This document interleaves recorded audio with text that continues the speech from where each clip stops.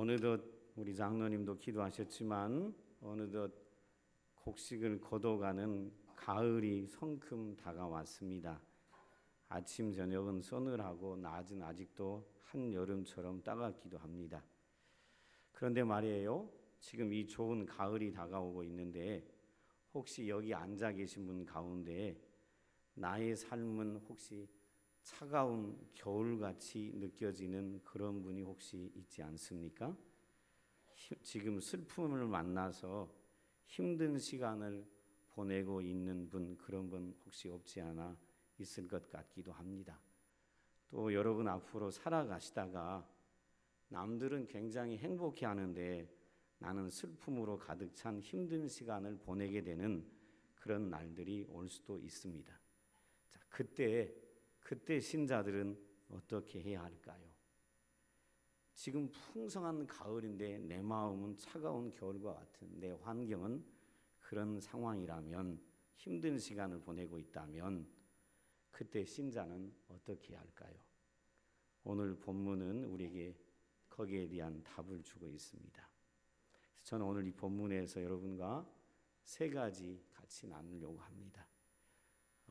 여러분, 왜 맨날 세 가지냐고요? 세 가지 아니고 6가지 하면 여러분 머리가 이 용량이 작아서 아무것도 외우지 못하고 가요. 그래서 목사님들이 항상 얘기할 때 몇 가지? 세 가지 이렇게 하는 거예요. 이게 오늘만 하는 게 아니고 2000년 동안 목사님들이, 예수님 오신 이후에 2000년 동안 목회자들이 설교했다 하면 항상 뭘로 해요? 세 가지 이렇게 하는 거예요. 그 이상은 용량 초과라서 그렇게 하는 거예요. 그럼 한 가지로 해주시죠. 우린 용량이 그거밖에 안 되는데 더러 한 가지도 합니다. 자, 세 가지 여러분과 나누고 싶은 게 있어요. 그게 뭐냐면, 첫째는 말씀을 붙들고 슬픔을 극복하자는 거예요. 말씀을 붙들고 슬픔을 극복하자. 여러분 16절 한번 잘 보시면 야곱이 이제 가족들을 데리고 아버지가 계신 헤브론으로 거의 다 도착해 가고 있습니다. 그런데 거기 보면 에브랏이라는 곳에 이르러서 그의 부인, 두 번째 부인이었던 라헬이 해산하려고 합니다. 그런데 심히 고생을 하다가 아이를 낳는데, 아이를 낳다가 야곱이 4부인이 있었는데 4부인 중에 제일 사랑했던 부인이 라헬인데 그 라헬이 아기를 낳다가 죽습니다. 그리고 아기를 낳다가 라헬이 죽으니까 이 아기 엄마인 라헬이 아기를 낳으면서 뭐라 그러냐면 남편한테 이 아이의 이름은 베노니라고 불러달라고, 이름을 지어달라고 얘기합니다. 베노니라는 말은 슬픔의 아들이다, 그런 뜻입니다. 엄마가 죽어가면서 아기를 낳으면서 이 아기의 이름은 베노니라고 지어달라고 합니다. 그런데 그 얘기를 들은 남편인 아기의 아버지 야곱은 베노니라고 짓지 않고 베냐민이라고 부릅니다.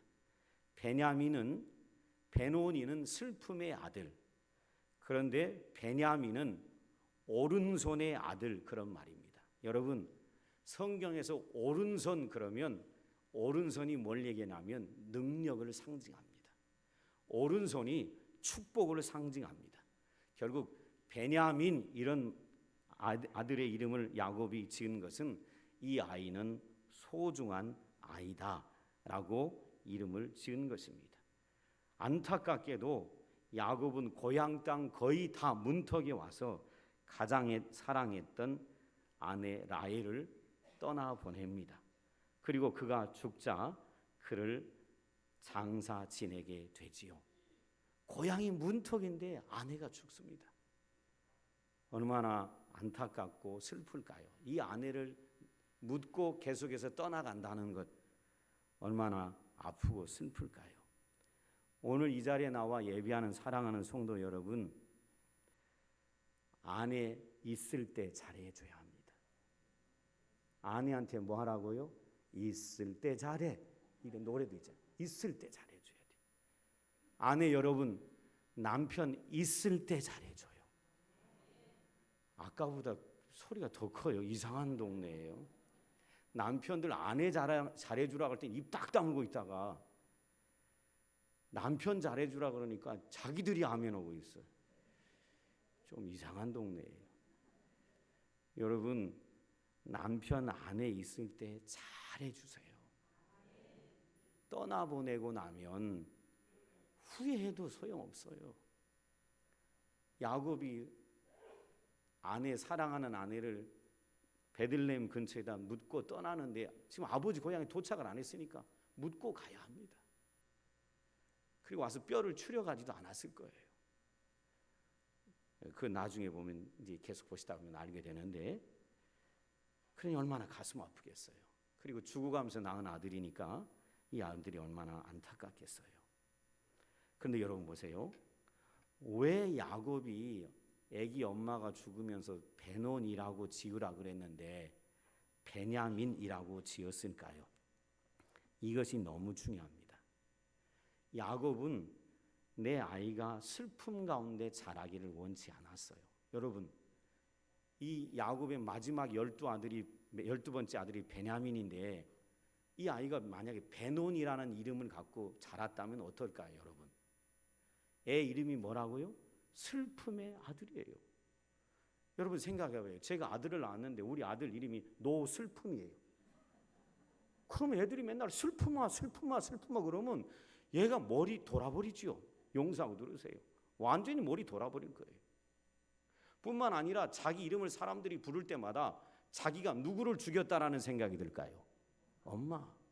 나 때문에 누가 죽었다? 엄마가 죽었다. 이 아이에게 얼마나 고통이겠어요.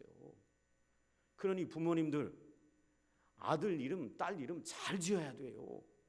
그리고 손자, 손녀 이름 잘 지어야 돼요. 이렇게 지으면 안 돼요. 노랑이, 파랑이, 빨강이 뭐 이렇게 지으면 안 돼요. 나중에 놀림감 돼요. 그거 어렸을 때는 좋은데 놀림감이에요. 멀리 보고 생각해야 돼. 이왕 이름을 지으려면 노축복이 이렇게 지어야지요. 그리고 축복할 때마다 그 아이가 얼마나 축복이 오겠어요. 요즘 최근에 뜨는 그 드라마 배우 중에 하나 이름이 성령이가 있어요. 이름이 뭐라고요? 성령. 그 믿는 집 딸이에요. 중년의 배우인데 그 사람 이름을 부를 때마다 김성령 하니 자기 이름 불러줄 때마다 그 배우 마음속에는 뭐가 충만할까요? 성령으로 충만해지지요. 믿는 집 딸이에요. 사실 이름 불러줄 때 손자들 지을 때 아무렇게나 지으면 안 돼요. 예쁘다고 지으면 안 돼요. 나중에 놀림감이 돼요. 야곱이는 이 아들이 나중에 얼마나 이름 때문에 슬퍼하며 살까 생각해서 이름을 베냐민, 오른손의 아들, 축복의 아들, 소중한 자라고 지어줍니다. 어떻게 이렇게 지어질 수 있었을까? 그것은요, 하나님이 약속하신 걸 믿었기 때문에 그래요. 여러분 35장 그 옆에 바로 보시면 10절 11절 한번 보세요. 35장 10절 11절에 보면 하나님이 그에게 이르시되 내 이름이 야곱이지만은 내 이름을 다시는 야곱이라 부르지 않겠고 이스라엘이 내 이름이 되리라 하시고 그가 그의 이름을 이스라엘이라 부르시고 11절 잘 보세요. 하나님이 그에게 이르시되 나는 전능한 하나님이라 생육하며 번성하라 한 백성과 백성들의 총회가 내게서 나오고 왕들이 내 허리에서 나오리라. 하나님이 야곱에게 뭐라 그랬냐면 너의 자녀들로 인하여 큰 나라를 이루게 될 것이고 네 허리에서 왕들이 계속해서 나올 것이라는 하나님의 약속을 야곱이 믿었습니다.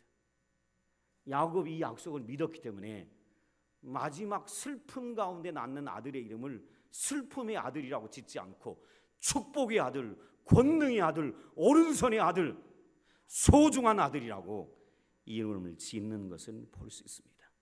슬픔에 지배당하여 살지 아니하고 하나님의 약속을 믿음으로 바라보고 아들의 이름을 믿음으로 지어 나가는 걸 볼 수 있어요. 오늘 나와 예배하는 성도 여러분, 여러분도 과거의 슬픔에 지배당하여 살지 마세요. 과거의 한에 지배당하여 살지 마세요. 과거의 상처에 지배당하여 살지 마세요. 사람들은 누구 때문에 상처받았다고, 누구 때문에 한이 생겼다고, 누구 때문에 어려움이 있다고 스스로 울타리를 치고 그 안에 갇혀 살아갑니다. 아닙니다. 야곱은 자기 아내가 슬픔 가운데 낳은 아들이 평생 슬픔 가운데 살지를 않길 원했고, 이 아들이 하나님의 약속을 따라 축복받으며 살아가는 백성이 되도록 믿음으로 베노니가 아니라 베냐민이라고 이름을 바꿔 불러주며 그를 축복하는 걸 볼 수 있습니다. 그리고요, 성경이 기가 막힌 전환을 하는데 여러분 20절 21절을 잘 보세요. 얼마나 성경이 한 단 한 단어를 기가 막히게 썼는가. 20절을 잘 보세요. 야곱이 라헬의 묘에 비를 세웠더니 지금까지 라헬의 묘비라 일컫더라. 그 다음 21절 잘 보세요. 21절에 뭐라고 돼 있죠? 이스라엘이 다시 길을 떠나 에델망대를 지나 장막을 쳤더라. 20절에 야곱의 이름을 뭐라고 썼어요? 야곱이다 이렇게 얘기를 했는데 21절에 뭐라 그래요? 이스라엘이다. 이것이 기가 막힌 얘기예요. 이 창세기의 저자가 20절까지는 야곱이 야곱으로 살았으나 21절부터는 야곱이 누구로 살아가는 거예요? 이스라엘로.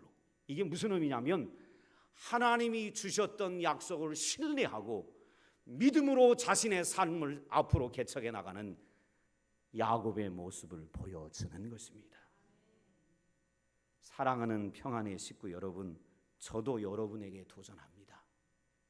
예수 믿기 전에 생각과 삶의 방식으로 살아가는 사람이 아니라 저와 여러분은 그런즉 그리스도 안에 있으면 새로운 피조물이 됐어요. 하나님의 자녀가 됐다 이 말이에요. 슬픔과 한과 상처에 갇혀 살아가는 것이 아니라 나는 하나님의 자녀야, 축복의 자녀야, 승리의 자녀야, 하나님이 함께하는 자녀야, 나는 믿음으로 살아갈 거야, 약속을 바라보며 살아갈 거야 라고 믿음의 발을 디디며 나아가는 성도들이 되시기를 주의 이름으로 축원을 드립니다. 약속을 붙들고 가는 거예요. 약속.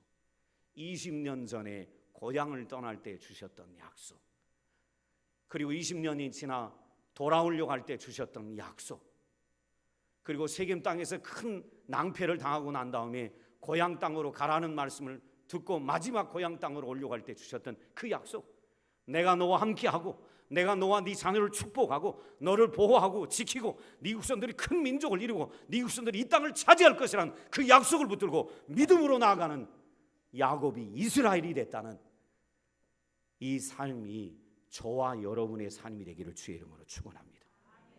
그런데 또 하나 안타까운 사실이 있습니다. 여러분 21절에 이스라엘로 길을 떠났는데 말이에요, 22절을 한번 보세요. 이스라엘이 그 땅에 거주할 때 르우벤이 가서 그 아버지의 첩 비라와 동침하며 이스라엘이 이를 들었더라. 가정에 있어서는 안 될 일이 벌어집니다. 야곱이 부인이 넷 있습니다. 레아, 라헬 조금 전에 죽었습니다. 그리고 여종을 둘을 아내로 삼았는데 신바와 여기 나오는 빌하입니다. 네 부인이 있었는데 이 큰아들 르우벤이 종으로서 아버지의 첩이 된 비라와 간통을 하는 겁니다. 이런 참담한 일이 어디 있습니까?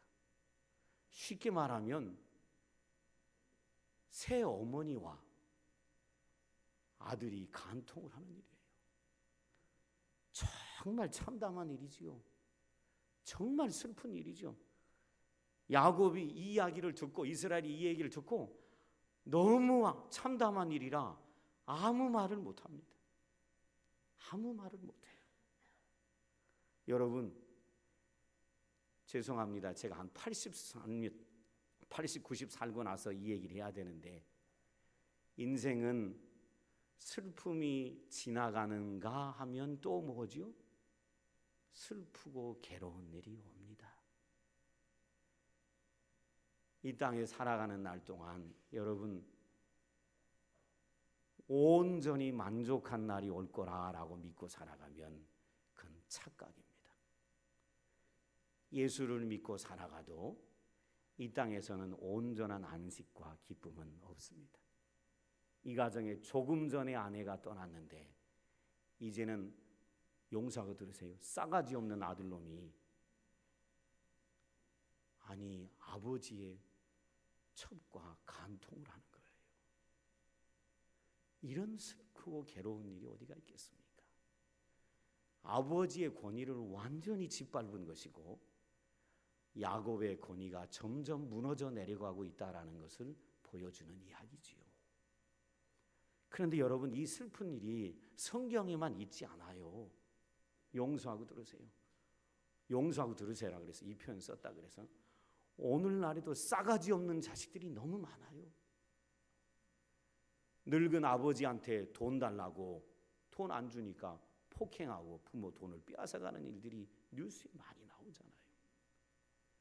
오늘날에도 싸가지 없는 자식들이 부모한테 미리 재산 다 나눠달라 그래갖고 나눠줬더니 아버지가 어머니가 늙어서 혼자 있는데도 돌아보지 않는 그런 얘기도 우리 주변에서 얼마나 많이 들어요. 야곱의 집안만 이런 일이 벌어지는 게 아니라 오늘 우리 주변에서도 이런 일들이 참담한 일들이 얼마나 많이 벌어지는지 모릅니다. 여러분, 이럴 때 우리가 뭘 바라보고 살까요? 뭘 바라보고 살아요? 다른 거 없습니다. 하나님이 내게 주셨던 그 약속 바라보고 믿음으로 살아가는 겁니다. 숱한 슬픔이 올 겁니다.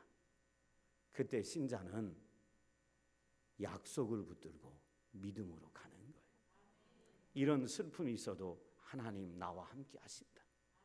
나 지키신다.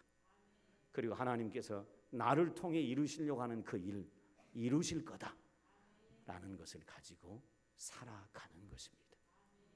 두 번째 여러분과 나누고 싶은 게 있습니다. 그게 뭐냐면 신자는 슬픔이 있어도 하나님이 이루신 일을 바라보자는 겁니다. 하나님이 이루신 일을 바라보자. 여러분 23절부터 26절까지는 야곱이 낳은 12아들에 관한 이름이 나옵니다. 부인 넷의 이름이 나오고 12아들의 이름이 나옵니다. 왜 이게 기록됐을까요? 왜 12아들 이름이 이 앞에 이미 다 나왔는데 여기다 모아서 또 한 번 기록해 놨을까요? 이것 때문에 그렇죠. 20년 전에 야곱이 부모를 떠나 정처 없이 나그네 생활을 떠날 때 하나님이 약속하셨어요. 네 자녀들이 번성할 것이다. 그리고 네가 반드시 돌아와서 이 땅을 차지할 것이다. 그 약속이 이루어졌다는 것입니다. 자녀들이 12이나 되었고 그리고 그 12이나 되는 자녀를 데리고 마침내 어디 돌아왔다는 거예요? 가나안 땅에 돌아왔다는 거예요. 하나님이 야곱에게 약속하신 것을 이루셨다라는 겁니다. 평안의 가족 여러분, 여러분도 기억하셨으면 좋겠습니다. 하나님은요, 하나님이 하신 말씀, 약속을 반드시 이루어 가시는 분이십니다. 빌립보서 1장 6절에 사도 바울이 이런 말씀합니다. 우리 안에 착한 일을 시작하신 이가 그리스도 예수의 날까지 이루실 것을 확신하노라. 하나님이 우리를 부르시고 우리를 통해 하나님이 선한 일을 계획하고 계신데 그 일 주님 오시는 그날까지 이루실 것이다 라는 것입니다. 그러기에 저는 여러분에게 도전합니다. 여러분의 가정 안에 또 우리 교회 안에 여러 부족한 모습들이 있을지라도 주님은 여러분의 가정 안에서 이루시려고 하는 일, 우리 교회 안에서 이루시려고 하는 일, 그 일 하나님은 반드시 이루어 가실 것입니다. 그걸 기대하며 믿음으로 주님 따라가는 성도들 되기를 주의 이름으로 축원합니다. 마지막 세 번째입니다. 이 본문에서 우리에게 주는 메시지는 신자는 하늘 본향을 사모하자는 것입니다. 신자는 하늘 본향을 사모하자. 여러분 28절 29절 보면 야곱이 돌아왔을 때 아버지 이삭이 헤브론에 거주하고 있었는데 이때 이삭의 나이가 180세였다라고 기록을 합니다. 이삭은요 두 아들 에서와 야곱이 헤어진 다음에 기나긴 고통 속에 살았습니다. 큰아들은 동생을 죽이려고 하고 동생은 죽이려 하는 형을 피해서 20년 동안 타향에 가서 나그네로 살고 20년이 지나오는데도 돌아올 생각은 안 하고, 그러니 그 아버지가 얼마나 기나긴 세월 동안 고통 속에 살았을까요? 마음에 평안이 있었을까요? 안식이 있었을까요? 없었지요. 그러던 어느 날 야곱이 20년 만에 돌아옵니다. 돌아오고 나서 아버지 앞에서 에서와 야곱이 화해를 합니다. 그리고 성경에 기록되지 않았지만 연대를 조사해 보면 야곱이 돌아온 이후에 20년 동안 야곱이 이삭 아버지를 모시고 살다가 이삭은 180세 장세를 장수하다가 드디어 하나님이 부르셔서 이 땅을 떠나 하나님 원래 고향으로 갑니다. 그런데 29절을 잘 보세요. 이 말이 우리에게 깊은 도전이 됩니다. 이삭의 나이가 108세입니다. 29절에 이삭이 나이가 많고 늙어 기운이 닿음에 죽어 자기 열조에게로 뭐 했다라 그러죠? 돌아갔다. 돌아갔다. 이 말은 히브리 원어에 보면 이런 뜻이 있습니다. 조상들이 불러서 갔다, 그런 뜻이 있어요. 불러서 갔다. 여러분, 신자에게 죽음은 그냥 죽음이 아니고 원래 고향으로 돌아가는 것입니다. 기억하셔야 합니다. 야곱이 열조에게로 돌아간 것처럼 어느 날 저와 여러분도 하나님이 계시고 믿음의 선조들이 있는 영원한 천국으로 돌아가게 될 것입니다. 지금 예수 안에서 우리가 안식을 누리고 있습니다. 마태복음 11장 28절에 수고하고 무거운 짐진 자들아 다 내게 오라 내가 너희를 편히 쉬게 하리라. 여러분, 예수 안에 오면 안식이 있습니다.